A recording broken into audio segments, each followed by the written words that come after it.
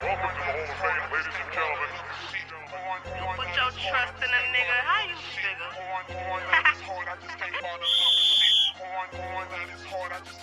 Look, if you my bitch, then be my bitch, and don't you turn on me for shit. Nowadays these bitches sick and they gon' turn on you for dick. He be pouring out his heart, I just can't fall in love for shit. I ain't tryna get in my feelings right now, I'm tryna get rich. If you my bitch, then be my bitch, and don't you turn on me for shit. Nowadays these bitches sick and they gon' turn on you for dick. He be pouring out his heart, I just can't fall in love for shit. I ain't tryna get in my feelings right now, I'm tryna get rich.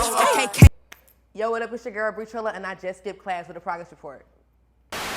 The Progress Report. All right, what's going on? It's your girl, Lala Shepherd. This is a new episode of Skipping Class presented by the Progress Report. I got Bri Trilla in the building. How you feeling? What's up? I feel good. I feel great. That's what's up, man. I'm glad you're here. Before I met you, I've definitely been hearing your song. I didn't know it was you, but then I got a chance to meet you. You came and blessed us on the mic as well. So you've been going crazy. For sure. First, how do you feel right now? Like, in terms of just, I know you've been working for a long time, but how do you feel, like, mentally?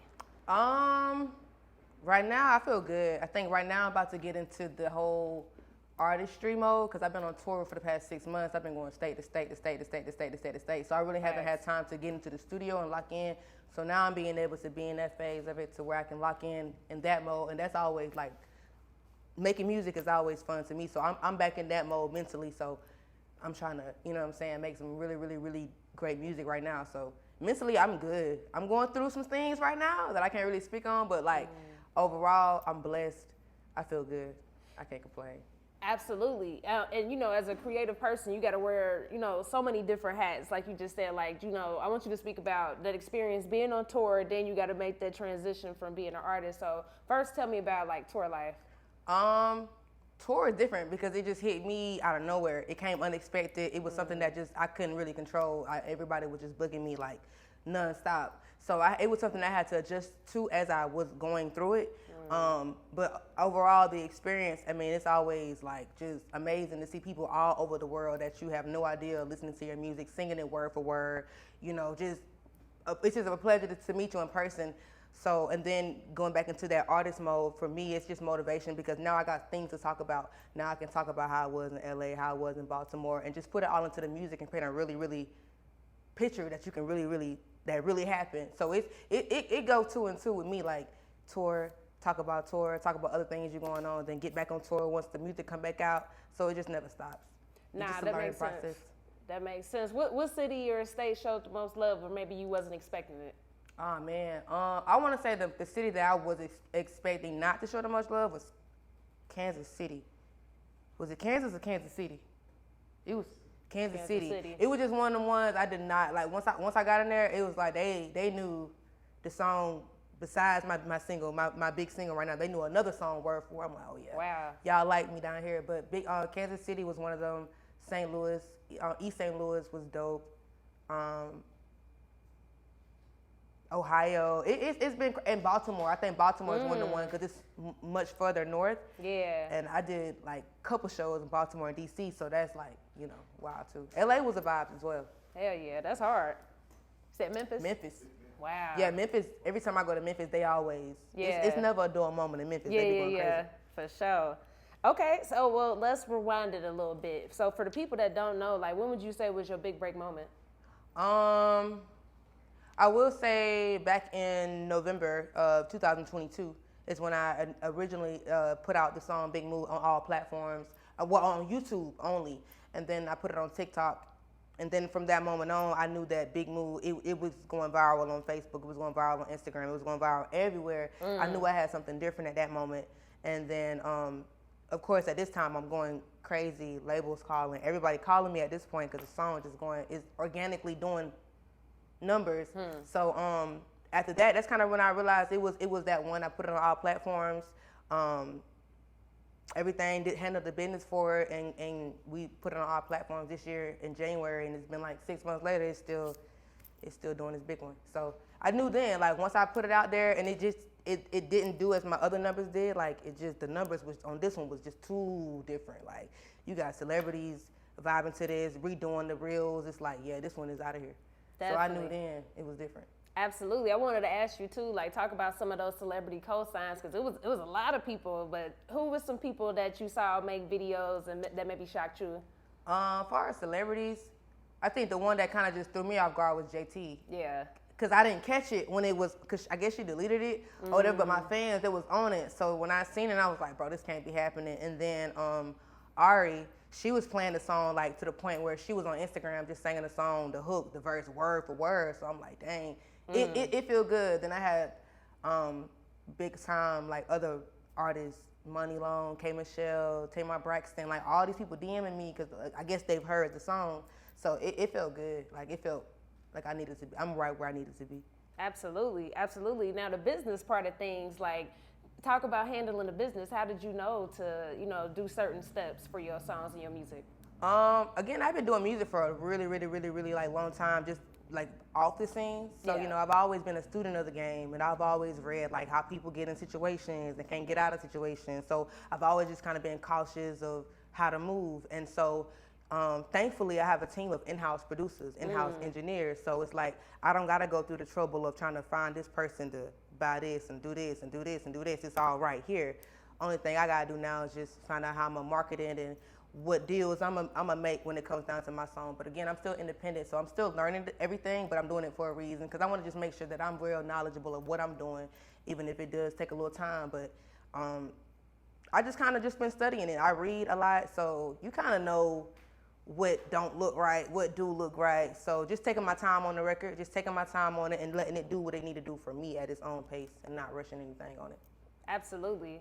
And for people that's not in the business, people probably think it's just simple, like you got a single that's doing well, everything just easy peasy. But talk about the independent grind, some of those sacrifices that you gotta, take, and then just what does it look like every day for you? Independently, it's mentally challenging because again, like you are your own boss, you are your CEO, you are your own label. So again, for me, I have to kind of make the shots. Okay, if I got a show here, I got to do this, I got to do this, I got to do that. But thankfully, God blessed me with a team of people that's been with me for like the past couple of years. So, hey, we got to do this, we going to do it, we going to get it done. So thankfully, I had a team that was just supportive, you know what I'm saying, and always had my back. But I wake up every day like I am signed, you know what I'm saying, but I'm signed to me. So it's like, if you sign to a label and they got you doing this and this and that and the third every day, move like you on that same type of time. So if you got this, I write things out, I plan, I schedule, I do this. So for me, it keeps me on point, keeps me focused, keeps me doing what I got to do, like independently. And again, studying social media, studying what's hot, what's trending, because anything could pop right now. You know what I'm saying? You just got to be. Everything's so digital now. You just got to be it. So just toning in on perfecting my craft mentally, doing what works for me. I be feeding myself in that way. So, but when the time comes, if I wanted to sign to a label, when that time comes, I feel like I know it's that time. But right now, I'm definitely doing it at my pace to see. We only 6 months in with this song, so I gotta take my time for sure. Absolutely. Nah, it definitely ain't no rush, especially too if you privileged enough to have a team. That's a major component. Heck yeah. Yep. So Big Move, what exactly inspired the record, and what was that day like when you recorded it? I ain't gonna lie. Big Move really came from a place of I had already been on TikTok doing my thing. So when I wrote Big Move, mind you, I was in a time where I was homeless. I didn't have nowhere to go. I was sleeping on my homeboy floor. I'm waking up every morning just like recording. I'm literally without nothing. Lost my house, lost my job, lost my car. So I'm still chasing music, and I told myself, I was like, bro, you need a hit.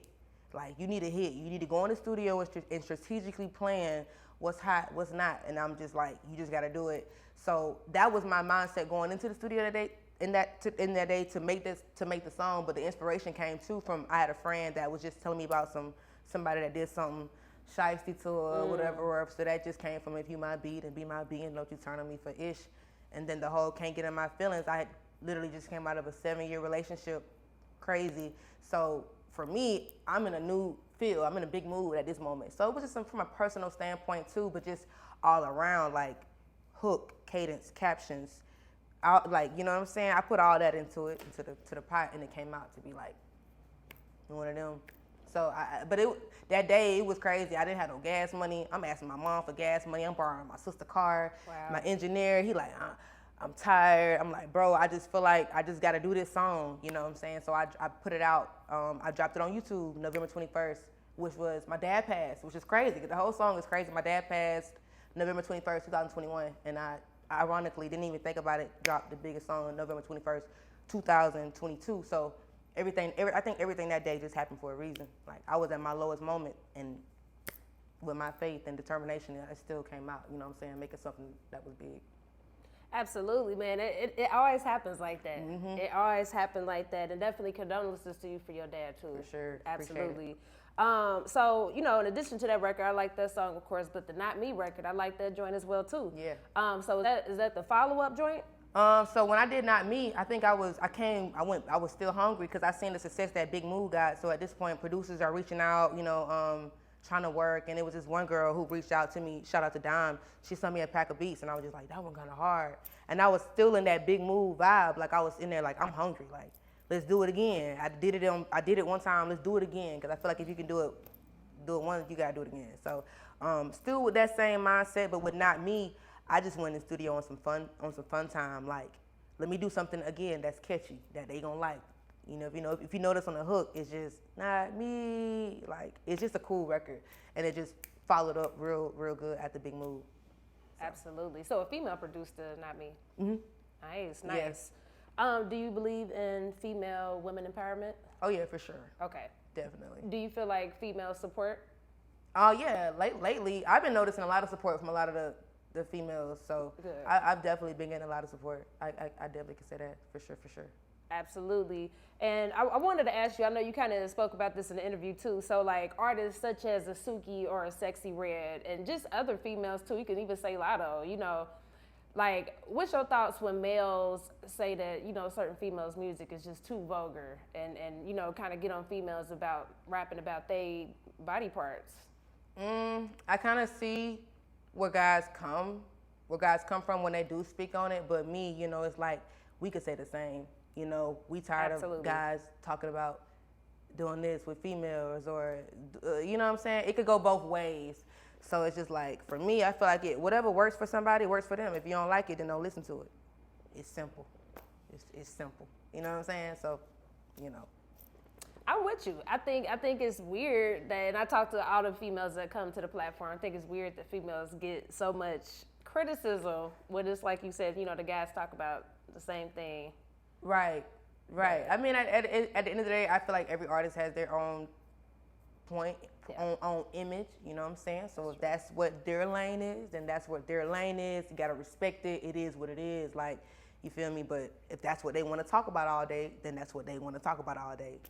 But, it's your preference. You know what I'm saying? It's just your preference. So. Dream collab with female artists? Right now, definitely SZA. Like I rock with, I like SZA for Absolutely. some reason. Dreezy, she one of my tops. For sure. Definitely. Nicki, Cardi, of course, like the goats of the game right now, like people who do it. But anybody really that's like that's out of this league in their own lane. But I feel like I don't know why I feel like me and SZA would go crazy in the studio. Nah, that'll be hard. So yeah, for sure. That'll be hard. Have y'all met yet? Nah. Not yet. No. But okay. It's coming. I'm manifesting everything. It's coming. Nah, for sure. Okay, and I know we had mentioned your father earlier, and when I listen to your music, it's a lot of confidence. Do you feel like it's a difference with females that had a father in their life growing up versus females that maybe haven't? Yeah, I can kind of say that. Just being observant to the world and seeing how it do affect not having your father in your life. So for me, it does give me that confidence. My dad was that type of guy anyway. As a dad, just baby girl, don't do this, don't go for this. You know what I'm saying? Just molded me to be a great woman overall. So with him playing a part, being in my life, definitely kind of just like made me just be educated, like went to college, like did all that, you know what I'm saying? So it really it helped me in the long run for sure. Respect. Yeah, I always talk about that and just have those type of conversations. My dad was there, and just like you said, just kind of learning people, I do think it is a difference for sure. But the confidence definitely bleeds in your music, which is dope. Appreciate it. Absolutely. So let's talk about your hometown and where you are from. Okay. So originally, I'm from a small town named Uvalde, Georgia, which is very, very, very, very, very, very, very small. It's like no red lights, you know, no schools, no restaurants, dirt roads. You feel me? Like cows and stuff. Like it's one of them. But when I was 8, I moved to another town called Baxley, Georgia, and that was where I was majority of for the rest of my life when I kind of just tapped into the whole music thing. But same thing, small town, couple red lights, very, very, everybody know each other. Not really much there. You got to really kind of move to even see anything really possible. It's one of them type of towns, but I love it. You know what I'm saying? It's home knit, family. It's one of them ones. So I literally like I appreciate where I come from. It taught me humbleness. It taught me, you know, just you can come from anything and still be great. So shout out to my hometown, Baxley for sure. Absolutely. At what point did you like realize like music was a thing that was real? Like, you know, because I think sometimes people kind of look at things like, you know, damn, that's cool that they can do that, but don't realize that it's like a real thing. I think it hit me around the age of 11. I thought I started to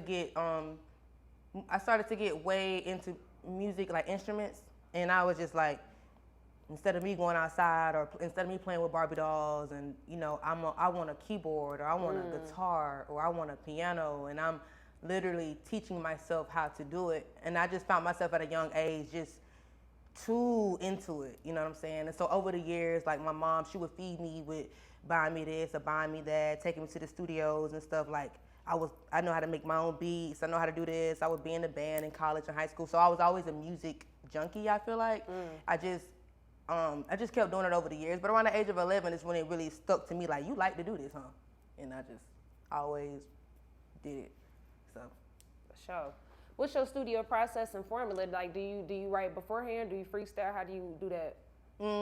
I don't really like to write. So normally, lately, like I said, lately for the past couple of years, I don't really too much write. Like even with Big Move, I'll get a vibe and I'll go in the studio. 9 times out of 10, I go off of emotion and I go off of vibes, and I know how to write and I know how to create in my head fast. So things come to me from I go off, like I can hear something like a pen drop and I'll get words from it. I don't know, I'm just kind of weird like that. So it's easy for me to just kind of like go in the booth and just flow and do whatever I really want to do.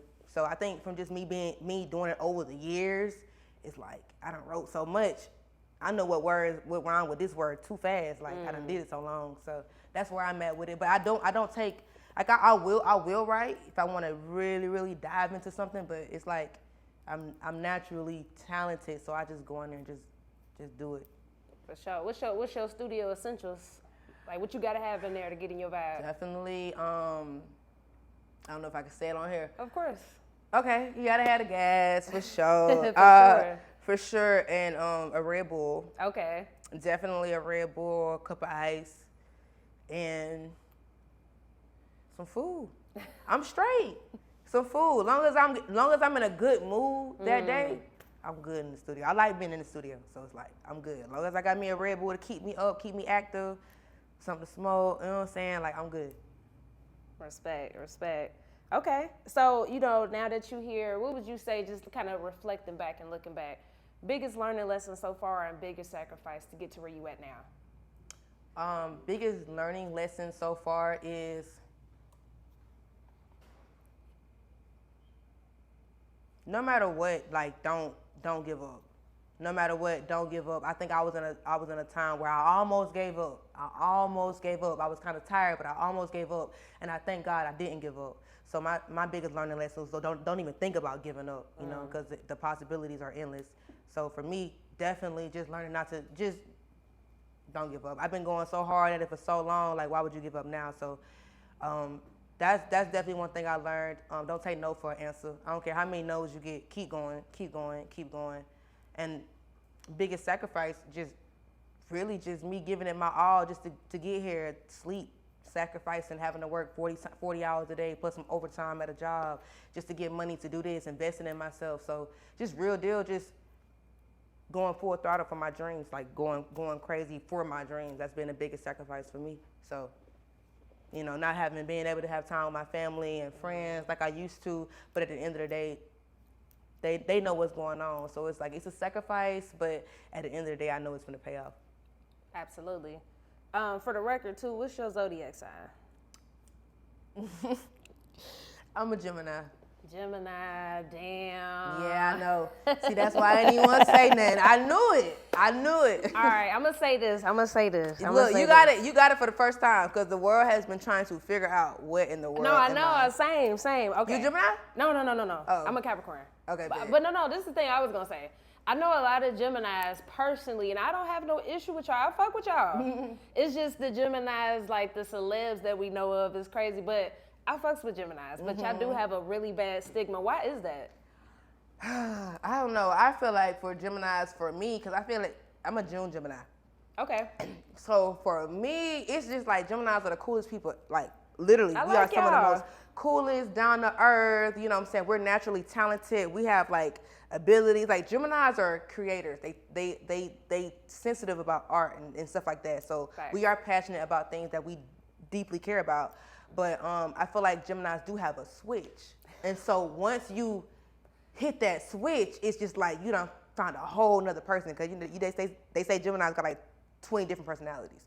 So once you hit that switch, you don't know who you've met. And I think that's what throw people off, because it's just like, you've been this person this whole time, and then all of a sudden you disrespect somebody or this and the third, and it's just like, wait a minute. And it kind of throws people off, and you probably think that's who you really truly are, but it's just like, just don't bring that side out, and we good.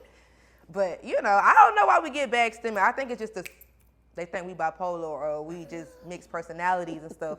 Whole time, you know what I'm saying? We just be in our world, so, you know, respectfully. No, June 19th. Yeah. My grandma's birthday is the 10th. I'm weak.